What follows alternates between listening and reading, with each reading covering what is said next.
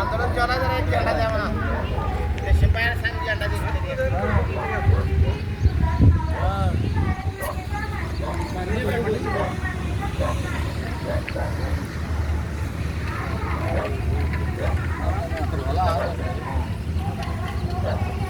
अध्यक्ष टीम मिळाले.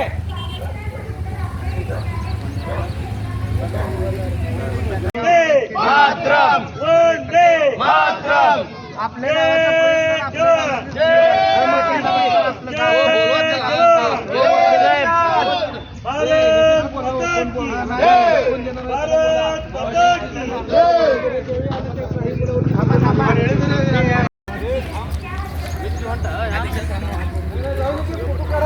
धडा ग्रुपवर टाका म्हणजे लगेच करायला दिसते आत्मधन म्हणते टाका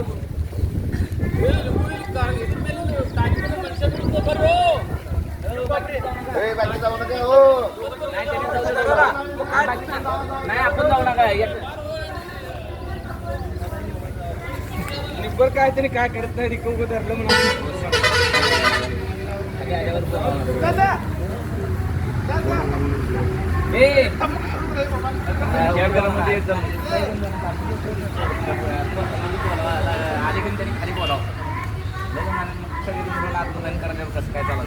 इकडे लांब नाही तर दोघं तिघं पाहिजे की तू फोटो काढण्यापुरतं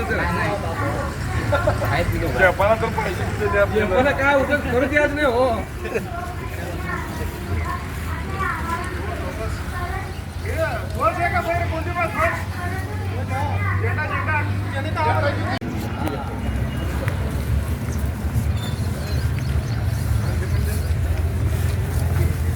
खाली खाली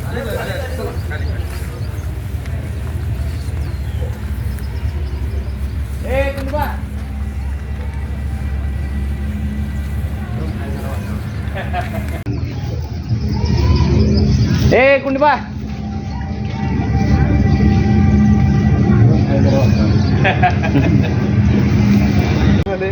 पहिले सविस्तर सांगा त्यांच्या कारण त्यांना त्या गोष्टी पण माहीत असणं गरजेचं आहे. हां बोला काय सांगत अपेक्षित पाणी आपली सोडणारच आहे. पाणी सोडणार कधी सोडणार आहे तुम्ही माहिती विचारून सांगतो मी काय मला हे न विचारता कशाला नाही आहे. हे लक्षात घ्या त्यांनी काल आम्हाला जी माहिती दिली काल माहितीच्या अनुषंगाने आम्ही तुम्हाला माहिती दिलेली आहे. न विचारता कशाला पाठवायचं ना. वर माणूस मरू लागला इथं लगेच विचारून सांगा मला निरोप द्या. कधी वर माणूस मरू लागलाय. हां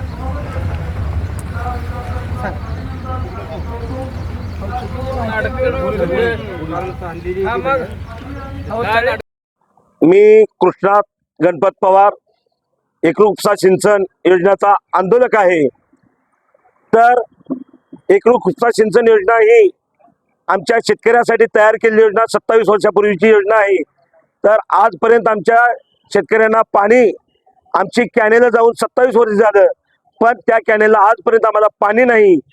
जर ह्याच्या पुढं एक आज आम्हाला शोले पद्धतीनं कुंभारी गावामध्ये टाकीवर सोडून शोले पद्धतीनं आंदोलन करावं लागलं.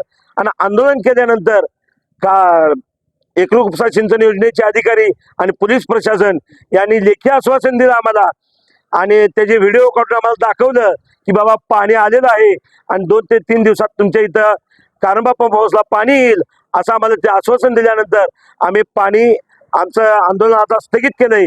पण 2 ते 3 दिवसात जर पाणी नाही आलं तर आम्ही शेतकरी मोठ्या प्रमाणात उग्र आंदोलन करू असं एक आम्ही तुमच्या माध्यमातून प्रशासनाला आणि पुढाऱ्यांना सांगू इच्छितो. कारण तुम्ही आंदोलन करत असताना शोधे साहेबच्या आंदोलनामध्ये 59 वरती किती कार्यकर्ते सगळे आंदोलन करत असताना तसं शेतकरी भरपूर येणार होती वर पण पोलीस आल्यामुळं आम्ही 3 जणच वर पोचलो. तर तसे शेतकरी भरपूर येणार होती वरती. पोलिस प्रशासनाने त्यांना अडवून धरलं आणि आम्ही आमच्या गनिमी पद्धतीनं आमच्या स्टाईलनं आम्ही वर गेलो आणि त्यात ही पोलिस आम्हाला येऊन आम्हाला खाली आणलं. त्यामुळं आम्ही तिथं आम्हाला वाचून दाखवलं फोनवरनं आम्हाला संपर्क साधला खालून आवाज जात असल्यामुळं आणि ते आम्हाला दाखवलं. दाखविल्यामुळे आम्ही आंदोलन थांबविलं आहे सध्या. तर जर तुमची मागणी नाही मान्य झाली तर पुढचे उद्देश काय असणार आहे? आमची मागणी मान्य होऊ द्या किंवा नाही होऊ द्या, मी मगाच सांगितलं की आमची मागणी मान्य झाली किंवा नाही झाली तर इथून पुढं आमचा शेतकऱ्यांना जागृत करण्यासाठी, त्यांचा हक्क आणि अधिकार त्यांचा माहिती करून देण्यासाठी, आणि शेतकरी हा सध्या पारतंत्र्यात आहे. सध्या आपण अमृत महोत्सव साजरा करतोय आणि शेतकरी गुलामगिरीमध्ये जगतोय. तर हिच्या पुढं पाणी आलं नाही आलं तर शेतकऱ्याला तिची जाणीव करून देण्यासाठी आम्ही आता एक शेतकऱ्यासाठी जागृत रथ तयार केलोय. आता आमचा रथ आम्ही तयार केलोय ते 23 नाहीतर 25 तारखेपासून आम्ही त्या रथाची आम्ही एक पत्रकार परिषद घेऊन तुमच्या माध्यमातून आम्ही पूर्ण शेतकरी 72 गावातल्या शेतकऱ्यांना आम्ही जागृत करणार आहे. नमस्कार, मी कर्दळीचा युवा शेतकरी राम पाटील. आज खरं तर भारताचा स्वातंत्र्य दिन असताना कर्दळीच्या उपोषणकर्ते कृष्णात पवार यांना परत एकदा उपोषण करण्याची वेळ आलेली आहे. दक्षिण सोलापूर मधील 21 तसेच अक्कलकोट तालुक्यातील 51 जे टोटल 72 गावे एकरूप उपसा सिंचन योजनेअंतर्गत पाणी मिळणार आहेत ते आज पर्यंत पाण्यापासून वंचित आहेत. आणि खरं तर 8 महिन्यापूर्वी कृष्णात पवार यांनी जे उपोषण केलं होतं ते सलग 13 दिवस अन्नाचा कणही नाही घेता त्यांनी उपोषण केलं. त्यावेळेस प्रशासनाने पाणी सोडलं परंतु ते पाणी कुरनूर धरणापर्यंत पोहोचलेलं नाही.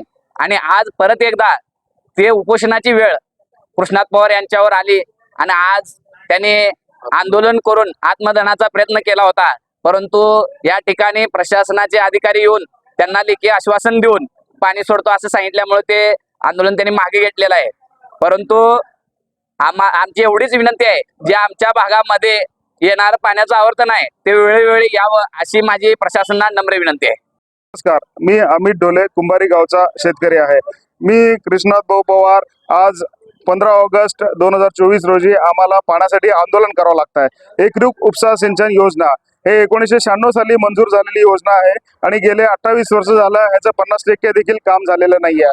आम्हाला खूप ही लाजिरवाणी गोष्ट आहे की 28 वर्ष एखादा प्रोजेक्ट कंप्लीट करायला इतके वर्ष लागतात. जेव्हा हिरोशिमा नागासाकीवरती अणुबॉम्ब पडला होता तो देश पूर्ण बेचिराग झाला होता.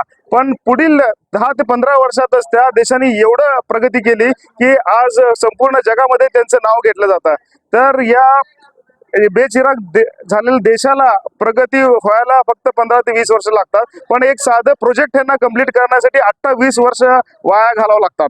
तर मित्रो, 28 वर्षाखाली जर पाणी आलं असतं आमच्या भागामध्ये तर आमचं गाव सुद्धा सुजलाम सुफलाम झालं असतं.